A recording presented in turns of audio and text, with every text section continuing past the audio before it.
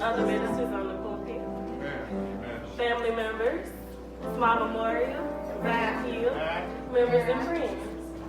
And if there's somebody out there who don't like me, hey to you too. Amen. Sometimes the haters are the ones that get you where you got to go. So you must acknowledge them. So before I get started, you already know me as a child. Most of you in my choir, they know me as an adult. So y'all already know I have to get comfortable. So when you see me walk around with my shoes off, all right now. That's me getting comfortable. All right. And it's just me. I guess it's going to have to be a thing because that man right there started it when I was little. Mama would dress me up, but he would help me to get out of my clothes because he knew I was not comfortable. So Mama would have the stockings on, the socks on, the big dress on, the hat on, all the hair braided up, and he would take it all down and have me sit beside him. So it's his fault. So, as you see, I've been dropped down, heels on. So, first I want to lead us in a word of prayer first. Dear Heavenly Father, we come before you this afternoon, thanking you and praising you for what you've done so far, Lord. Lord, we want to thank you and praise you for the things that you've done that we have not seen you do in our lives, Lord. All right. We want to thank you for guiding us and keeping us safe down the highways and byways. And Lord, we want to thank you for the times when I know I've driven on the tires that I shouldn't have driven on, but you got me where I had to go. Lord, I want to thank you for watching over my children, everyone's children, and keeping them safe, God. And God, we want to ask that you take me out of this situation and put you in the situation. Make it be about you, God, and not about me. Let people see you, God, and not me. Let them see your spirit within me and not me, God. These and other blessings I ask for your name. Amen. Okay, so we're going to try not to get the tears flowing since Miss Davis started. But y'all know it, I always cry anyway, even if it's not a deep cry. You see tears flowing when I'm singing or anything else. So if you see me not looking one way or I get a look like that, it's because the twins back there cutting up. So I'm just letting y'all know already now. Them, Bessie and Desi, they cut up. So if you see me make a face, it's them. But I guess it's payment because my brothers used to do the same thing. And I used to be in the choir saying, I know y'all remember Mom and Dad used to be looking at me like this. But it was the boys then too. It wasn't me cutting up in the choir stand. It was them making faces. So that's what's going on. So yesterday, well first my son, he's not here today because he went on a vacation with his friends from Jacksonville State University. They all got in a SUV together and they went down there to the beach, have fun. And I told them, go, have fun. They were not, I told them, don't rush back because I'd rather you make it here than to not make it here. So that's where he is, and that's my daughter. Of course, she's made it, and she's brought her friend and her mother with them, and they spent the whole weekend with us. They went with us yesterday to the launch ceremony of my television channel, and we had a great time there. And at the time we were getting ready to leave, I stopped to talk with a lady named Pam Chapman, and I was introducing myself to her because she's known as the Oprah of the South.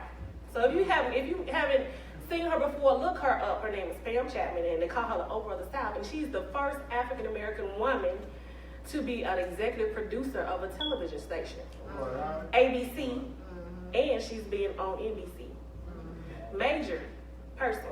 So she has her own network, just like Oprah. And I was talking to her to get some advice from her, and she said the same thing I was going to preach about. And I said, girl, wait a minute. You getting ready to preach my sermon to me. She said, just confirmation. Just go ahead and go forth. God knows what he's going to do. So that's what I'm going to do today. Amen. Okay. Now, I don't preach like my dad. I don't, because I'm not him. I don't preach like all those preachers I used to see when I was sitting in the pulpit beside Dad. Because I'm not them. Amen. But I'm going to preach like the person that God has trained me to. Amen. So I hope that you look past who you see to hear God. Amen. So let's go forth. So I just want to ask you a few questions. Something to kind of, rattle your mind up and kind of get you out of me and into God and into yourselves. Because sometimes you have to get into yourself to hear God. So have you ever felt like things were going right when they were actually going left? And we already know that right means the good side. Left means to go on the bad side. things seemed like they were going good, but then all of a sudden you realize they were actually going wrong. But this leads me to my subject. Purpose finds me. And I'm going to say it once again because you thinking that this subject sounds a little complex and wrong. But no, this is me. Purpose finds me.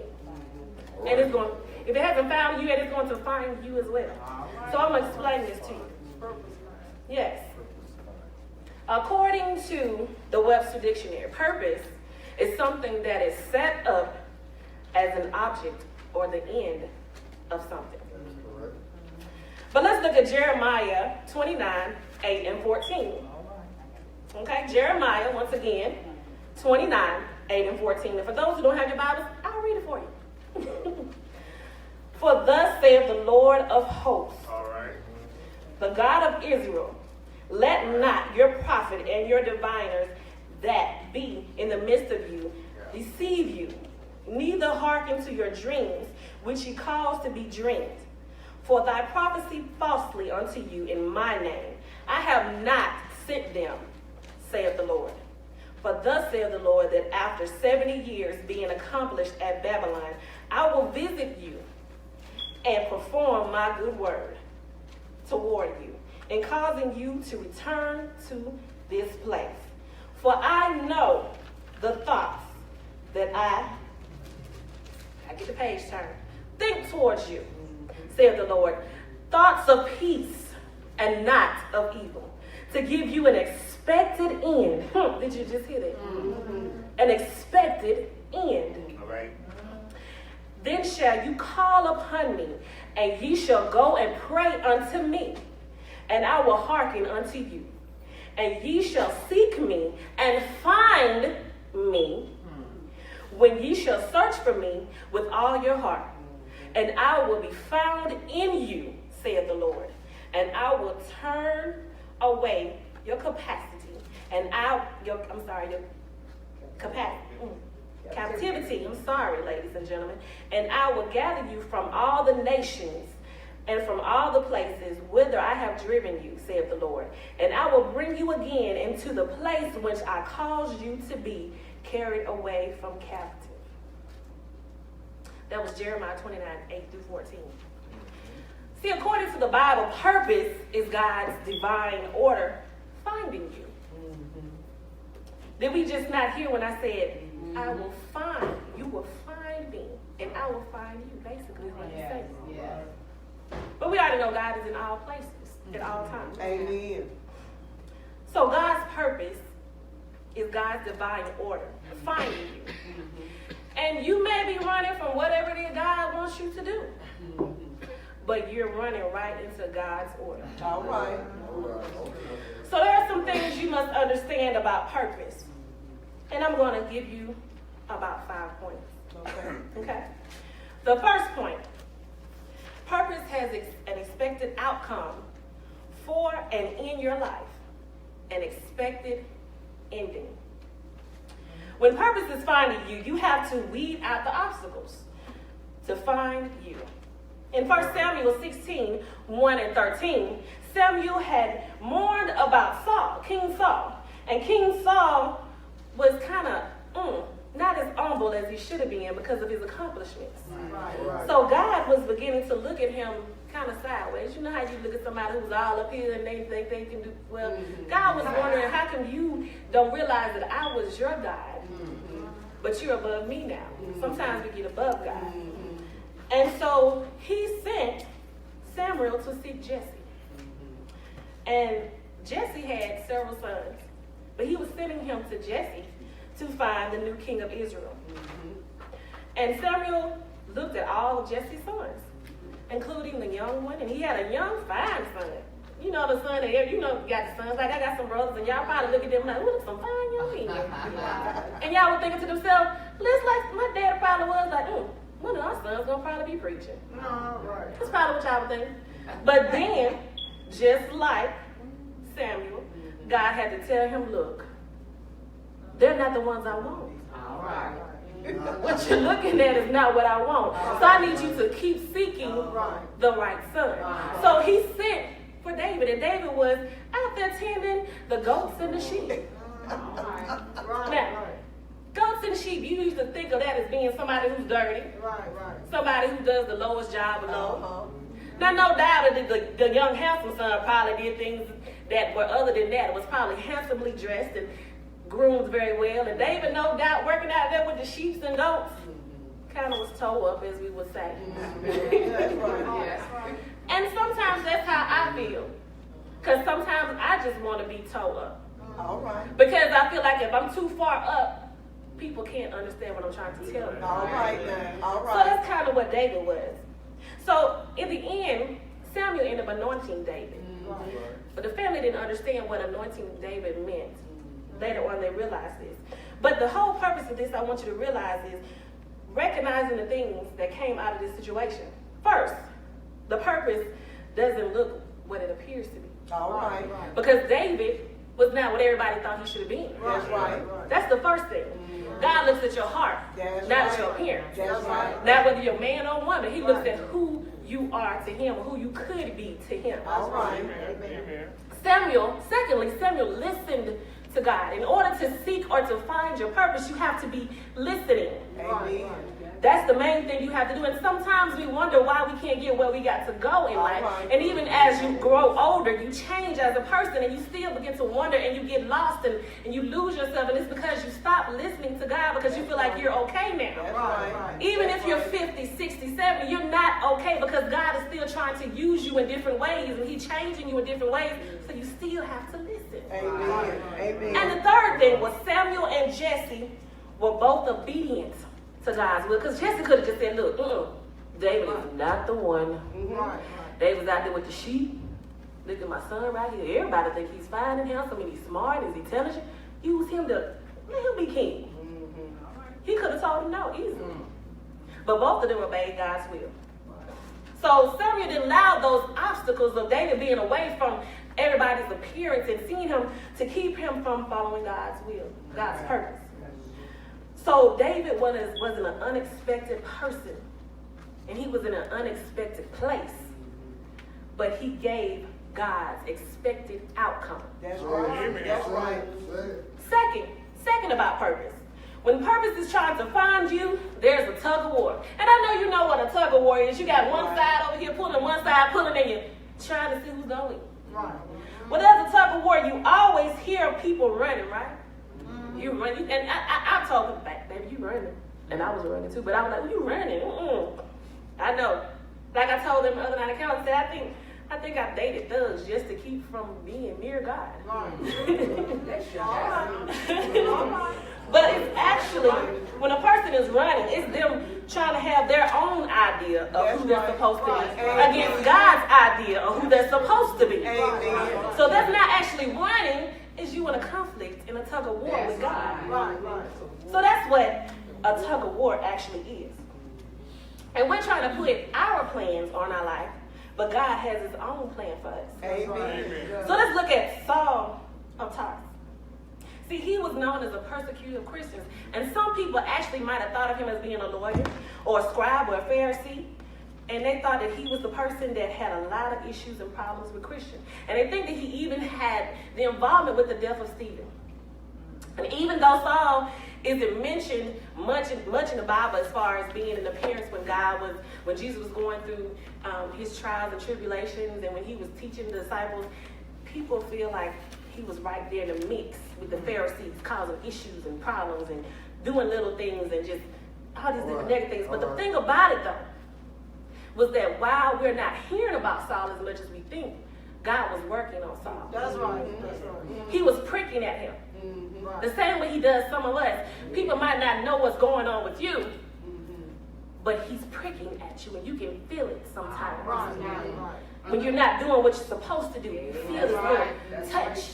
You feel this little teardrop. You feel this little anger inside. You feel all these different things going on, and you're trying to figure out what is God pricking at you. So his lifestyle was even known as being negative.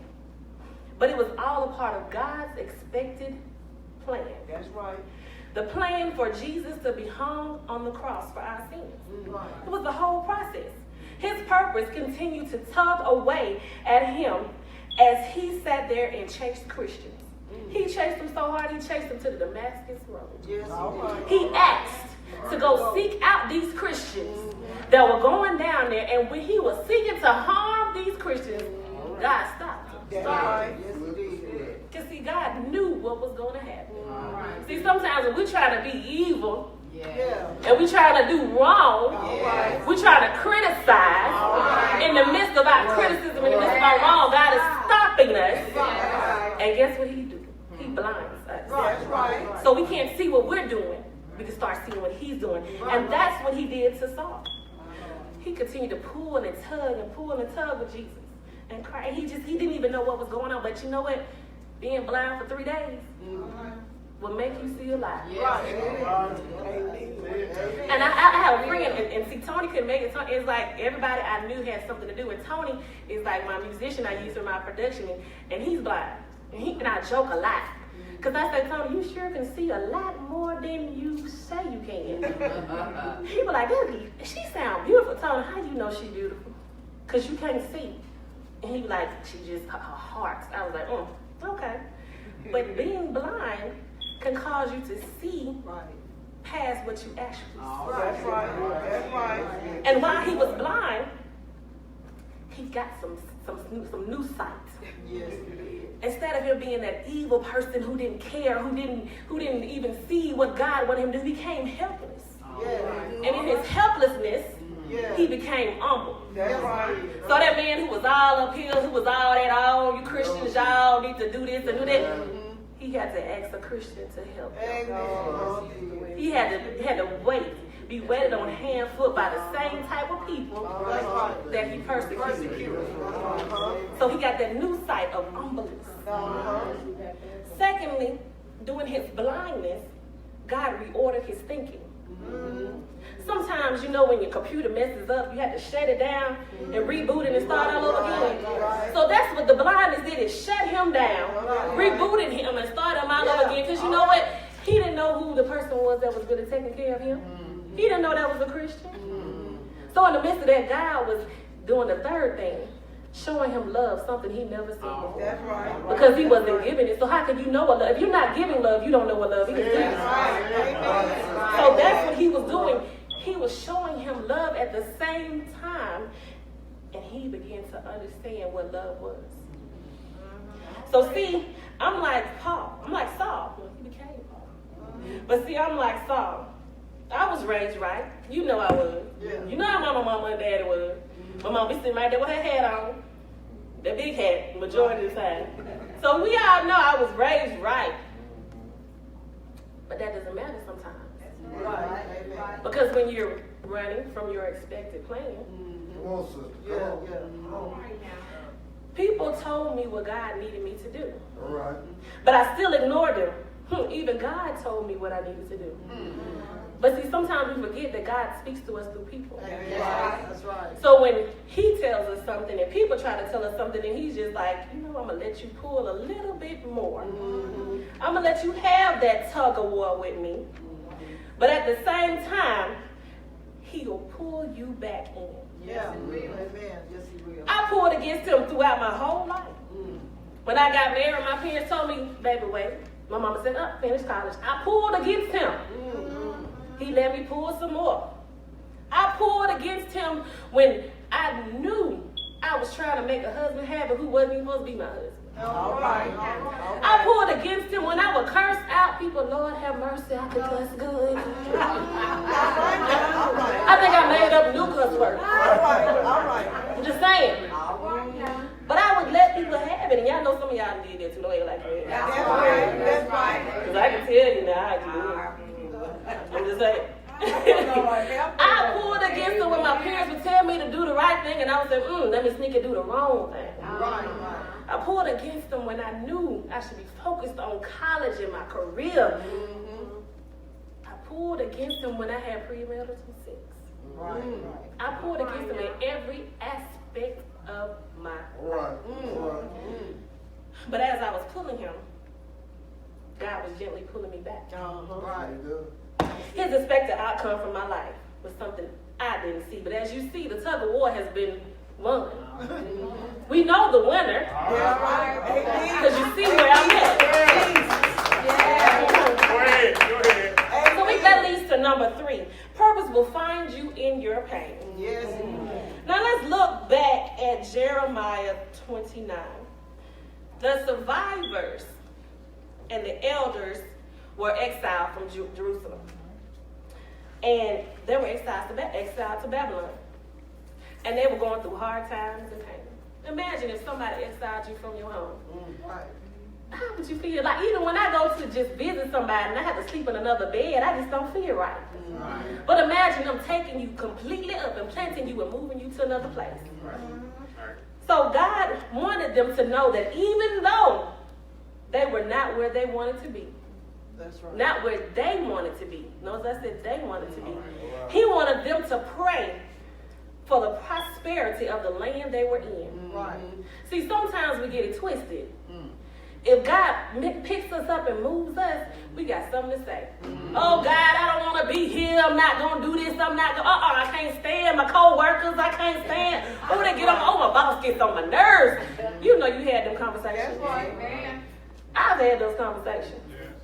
But one thing my dad used to always say to us, he was like, wherever you work or wherever you are, make sure you do everything you can to make your boss happy. Make their job easy, because if you make their job easy, they'll make your job easy. Right. So basically, that's what God was telling them. Make it easy on them. Pray for the land, because that's where you're going to be. Right. You might as well go get happy, because that's where you're going to be. Right. So even though their pain, and even though they was having trouble, they were obedient. So God fulfilled His promise. In my heartache, in my pain, God knew His plans for my purpose. And not to harm me, but He knew these things wouldn't harm me, but they would develop me and grow me. Right. So He allowed me to pull. Right. So when I was in the house alone one summer, and this was after my second husband and I separated, and the devil was just at me. My kids were in Pale City with their father, and I just sat there in the house alone. Wouldn't go anywhere, maybe to the store if I felt like going. In the house, just dark. And I was ready to kill myself. Oh, Jesus. One thing that saved me, called me. She called me. And she said, hey, Mama, what you doing? Oh, I'm just girl nothing. I'm sitting here watching TV. You know, I'm finna go somewhere later on. What you gonna do, Mom? I'm gonna go shopping. That's what saved me, knowing that I had a purpose, because they were my purpose. So He showed me that He had me even through my pain. Right. He said, you know what, stop, hold up. You got 2 you got to think about. Not yourself, but the 2 that you birth are the ones you got to think about. And I used to get funny with Daddy. He used to be like, when I'm like, then let me get some money for it. Is it for the children? No. Well, no. Because now they're your purpose. So if it's not for them, no. So He gave me a thought to realize that not to give up. That my purpose was ahead of me and it was coming forth. So that leads me to my 4th point. Purpose will find you even when you are acting independently without God. Come on. Sarah, Abraham's wife. Now, she was an independent woman, and y'all know, we can be independent acting sometimes, you know. We go out there with our credit cards, buy the clothes, do whatever. Don't even ask our husband if they come back in. You got to do. I said, no, baby, they've been in the closet the whole time. I know you right. You know it. And I love my mama, but girl, she was like, don't you tell your daddy we've been shopping today. What we do out there, you don't tell him. I promise you, when my mama passed, I think like all the closets were taken up by mama. Literally. Everybody's closet. I think Dad even built he expanded their closet. So that'll let you know we can be independent from our husband sometimes, but we have to realize our place. Right. And Sarah kind of didn't know her place. She was too strong sometimes. But the thing about it was, she took the initiative because she wanted to have a child, and she didn't. She couldn't. She was barren at the time. And she went ahead of God. See, you don't ask God, and then you step ahead of God. Because that means you try to do His job, and then when you do His job, it's just not going to work. So Sarah stepped ahead of God and went to her maidservant, Hagar, and gave her to her husband, Abraham. And she had a child on behalf of Sarah. And, you know, she thought everything was all good. But, you know, that's just like a surrogate. I'm sorry. if you have a surrogate, you're going to begin to look jealous at her. Right. She's carrying a child that you wish you could carry. Right. See, that's the whole purpose of God allowing, because you become one with that child. And if that child is becoming one with another woman, you begin to feel like there's something is wrong. That's right. So that's what was going on with Sarah. She was just doing whatever she wanted to do and not thinking about God. And that comes from Genesis 17. And God would make, he told Abraham, he said, look, I'm going to make you a multitude of nations. Mm-hmm. And guess what happened? After Sarah did what she did, Isaac was born. Mm-hmm. And one thing we have to understand is, Abraham didn't be like accuse his wife. He didn't punish his wife. God told him, he said, you know what? Your wife has made this mistake, basically. And he said to her, he said to him, he said, you do whatever your wife tells you to do. Because God already knew what the purpose was. Mm-hmm. He already knew the outcome of this. So he said, go ahead and do what your wife tells you to do. And I got you. Mm-hmm. Because you're listening to me. She may not be listening to me, but you as the man of the house, and ladies, we have to realize who the leader of the house is. Right, he was listening to God. Mm-hmm. So God told him, I'm going to make you the father of a multitude of nations. And Isaac was born. And as you know, from Ishmael, the Hagar son, he became the father of what we would now know as Arabs. Okay? And Isaac became the father of Jacob, who was of the 12 tribes of Israel. And Esau, the father of the Edomites.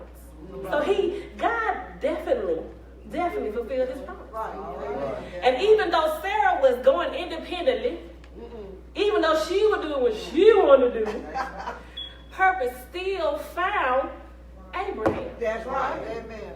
It still found him through God's promise because he was obedient to God. And this leads me to my last and final point. There's a process to your purpose. All right. That's right. Amen. As in Jeremiah 29, that's right. We have to realize there's a process to reaching God's purpose. God is seeking your redemption. There's a time period in people's life where they have to look in their future and seek redemption. God listened to their prayers. And when they sought him with all their heart, he brought them out of exile. As in Genesis, God he promised Abraham that he would be the father of multitudes. God showed out. He definitely showed out when he brought Isaac. But see, as you go down the lineage of Abraham, you'll see that the full purpose that God had was Joseph, who ended up raising who? Who did Joseph raise? Speak to me. Who did Joseph raise? Jesus. So God, he definitely fulfilled his purpose, his promise to Abraham when he said, you'll be the father of a multitude of nations. Out of that lineage came the person who raised Jesus, who brought up Jesus. There's no greater multitude of nations than that. Amen. So we think many times that we are controlling our lives, but it's actually God's process. That's right. God is the best chess player. I tell people all the time. I don't know if many of you play chess, but that's one of the most complex games there can be. You got to make this move, and sometimes it takes that little chess piece to win the game. And just like David was that little chess piece that ended up winning the game. So we got to think about those things. So when the devil feels like he's distracting you, and he's showing down things in your life, he's bringing you down, God is actually making those moves behind him. All right. And then he's making moves ahead of him. So he's all around the devil doing things. So you don't have to worry about your purpose, your revealing your life, because God is everywhere around you. All right. And he's building you through your running decisions. You know, as you run on, he's ahead of you. He's a great marathon runner. Yes. He's a great marathon. He's behind you with the baton. He's in front of you with the baton. He's everywhere with the baton. So you can run all you want because you're going to run dead into your purpose. All right. He moves. His moves are kingdom moves. They're not little moves. They're kingdom-ordered moves. That's right. And see, one of my friends told me the other day, he said, I'm going to need you to stop just praying for God to fix things. He said, I need you to start telling God to give you the kingdom fixing. All right, then. Because he can just because you just say simply, God, fix it. Yeah, he can fix it, because you asked him to do. That's what he said, ask. And that's what he's going to do. He's going to simply fix it. But if you want him to give you the kingdom fixing, you got to ask for it. Lord, I need those kingdom finances. And what I was doing all the way home, all the way to the, Lord, give me that husband. Give me this kind of husband. They were laughing and they started joining in too. Yeah. I was like, y'all know. So you have to think about God's purpose finding you. See, just like me, many of you are running. Yes, you might be 60, 70, 80, you might be 10, 20, but you're running in some type of way. Even if you're in your purpose, or what you think is your purpose, God is still elevating you and changing you. So sometimes even when you're having a situation, a problem, you might be having an argument with your husband, or be having an argument with your wife, you got to look at yourself and figure out, what is it, God, that you're trying to elevate me to do? Because when God is shaking up your world, he's shaking up your purpose. He's maneuvering you to a different area of your life. But you are trying to stay there, and he's like, you know what? No. It's time to move. Let me shake it up. Because if you're comfortable, you're going to stay right there. That's right. And I'd rather get elevated than to stay right there. That's right. That's right. It might be a conscious decision, or it might be a subconscious decision. There were many fighting moments where I thought I would make it. Mistake after mistake capitulated me into the exact direction that I was meant to go in. When I was feeling lost, when I was feeling just like I didn't know who I was, I was actually found. Because he was right there. I couldn't see. I was in my blind time. But see, God turned it around and gave me a different blindness. You know, that unbelieving blindness. You know, the blindness where you start seeing where you have to go, where you can actually walk in the dark and you can get where you have to go. That's the blindness that I started becoming and started seeing myself become. I was meant to go. But when I felt lost, I actually thought I couldn't go. You can't discover yourself actually until you become lost. You can't realize the real person you are until you are lost. Because see, you got to be like a snake sometimes and shed that skin. Because you got to think about it. If God is trying to get to the good person in you, you got to let go of that dead weight. You got to let go of all those sins, all those thoughts. You might not have sinned, but you done thought about it. You might not have done wrong, but you definitely thought about it. Or you done went towards that thought process and said, wait, I'm not going to do it because somebody might see me. But you still did it because in your mind you were good. So you still got to shed that skin just like a snake. So some of you might be in a job or a relationship, husband, wife, friends, that might be harmful to you. You might be chasing a career or something beneath you.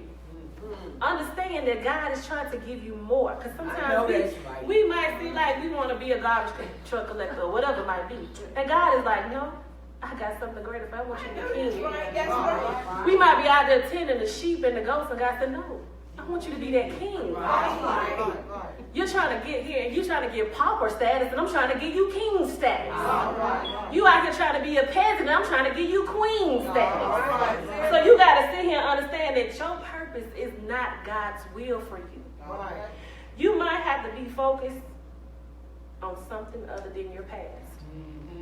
You have to let that past go. Who you were is not who you are today. Who you were at 20 is not who you are now. Who you were at 30 is not who you are now. Who you're going to be at 70 and 80 is not who you are now. That's right. As you change and as you grow, elders, you have to be guiders for us. That wasn't who you was 20 years ago. Your job and God's purpose has changed. And it's going to continue to change and evolve. So you have to know who you are and allow God to change you. Allow that purpose to what? Find you. Allow God to just mold you and shape you every day. It's a changing process. I was talking to someone, they were saying that they couldn't understand why their life was going the way it was. They was an older person and they were having issues and everything, all the situations and all the past they were going on. And I said to them, the only thing I can tell you is what my dad told me. Stop. Just be still. sometimes we moving too much for God. Right. Because you can't hear something. You can't hear him talking to you. You're steadily moving, trying to figure things out. When all you got to do is just be Still. Purpose will find you if you're still. Your way will find you when you're still and you're listening and obeying God's will. Amen. So, there might be some of you who might be going through something in your life right now. You've been saved. Everybody I know in this building has been saved. But sometimes things in your life are going wrong and you don't know why. That's right. Sometimes situations in your life are changing and you don't understand why. I want you to know that there is a person who was already in intercessory prayer for you right now. Jesus hung on the cross for our sins and our transgressions. He dealt with so much pain just for you and I. Thank you, Lord. He is right there on the right hand side of his Father, praying for you, seeking for you. So even if you are saved, it doesn't mean that you're saved from finding your purpose.